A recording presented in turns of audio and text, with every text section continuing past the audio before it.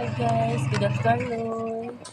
For today's vlog guys, andito po tayo ngayon sa ating pwesto. Dito naman po tayo, naghahanap buhay naman po tayo guys.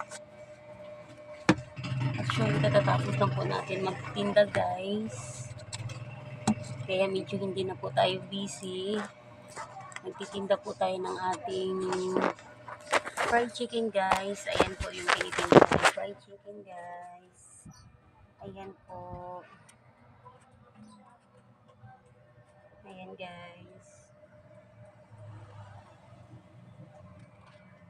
So, yan po guys. Kung nakikita niyo po yung ating tinitindang fried chicken guys. Ayan.